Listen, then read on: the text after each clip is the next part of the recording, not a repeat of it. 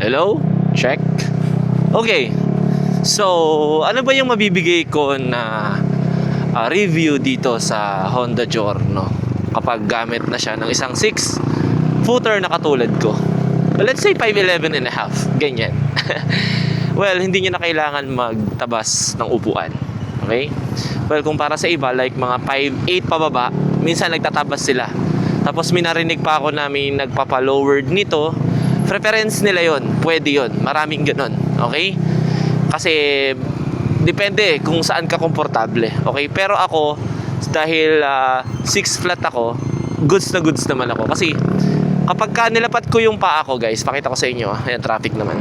Ayan, oh, saktong-sakto lang, 'di ba? Yan din yung isang ikinatuwa ko sa kanya kapag ka malaki kang tao. Kahapon merong isang tropa, halos kasi laki ko siya, 5'10 siya. So, ang nangyari, bakit daw ito yung pinili kong motor? Eh, maliit daw sa akin. Sabi, pinasakyan ko sa kanya. Sabi niya, ay bakit ganun ang taas sa akin? Sabi niya ganun.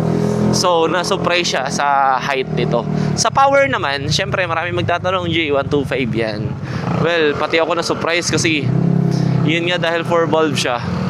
Tapos maliit na motor, iba yung power na binibigay niya.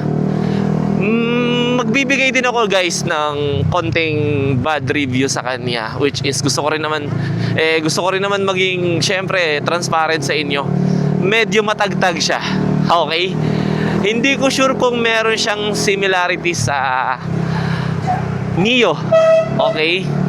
Doon sa Mio Mio Sporty yan, sa Mio Sporty. Yung tagtag ha, kasi nakagamit na rin ako ng Mio Sporty. Ayun, medyo may similarity sila ng konti sa pagdating sa tagtag, which is parang ramdam na ramdam mo yung bawat lubak. Yun lang. Legroom, kaya mong laruin yung legroom. Kasi eto, yung upo ko, sakto lang yung upo ko, pero eto yung legroom niya. Yan, meron pa naman.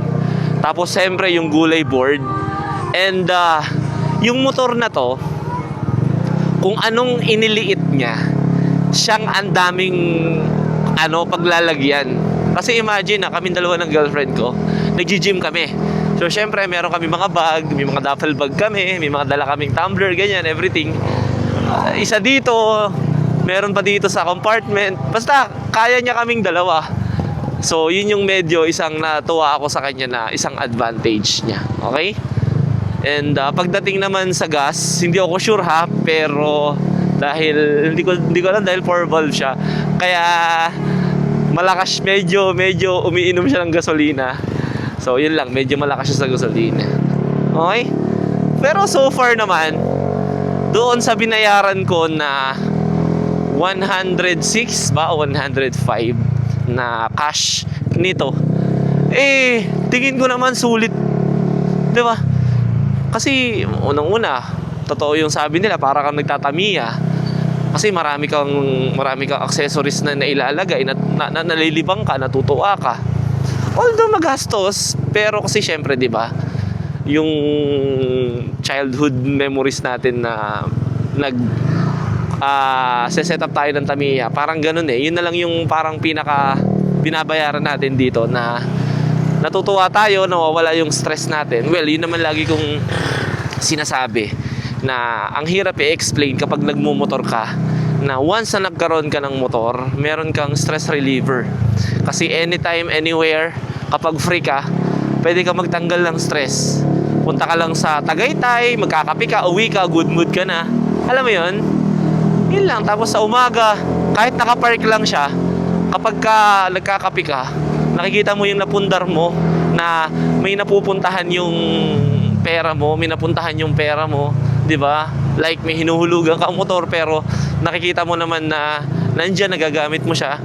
Tapos nakakatulong mo pa siya sa araw-araw mong trabaho. Well, I think worth it siya. Okay? So, ayun pa, hindi siya masyadong mahal dahil for me, doon sa performance niya, ano natin sa ibang motor na merong presyong 80 to 90 sa ibang brand, dito na ako, magdadagdag na lang ako ng konti. Premium look pa. Tapos yung syempre, Honda is Honda, 'di ba? May compartment siyang malaki rito. 'di ba? yung busina, lahat na pwede mong ipa-aftermarket. Ito, wala naman dati. Yung ilaw natin, napaglagyan natin. Diba? So, ayun lang. Overall, okay naman ako. Pogi naman siya. Iba na nga lang yung itsura niya ngayon dahil marami na tayong nakabit. Pero, for now, wala pa ako nakikitang problema sa kanya. Diba? Happy pa ako. Oy, tol, bossing. Shoutout. Goods pa ako. Diba? Maganda pa siya. Marami pang mababago dito. Sigurado ako dyan. So, yun lang. Ang lahat ng makakapagpatunay ng mga sinasabi ko, syempre yung mga naka Honda Giorno, alam nila yung feeling ng comfort and lakas nitong motor na to. Okay? So yun lang muna for now, and kung meron kayong mga question, i-PM nyo lang dyan sa baba. Sasagutin natin yan. Okay? At kung may mga mali akong nasabi, pakicorrect na lang ako sa comment section. So yun lang mga katagumpay. Ganda oh. Maraming salamat. Peace out.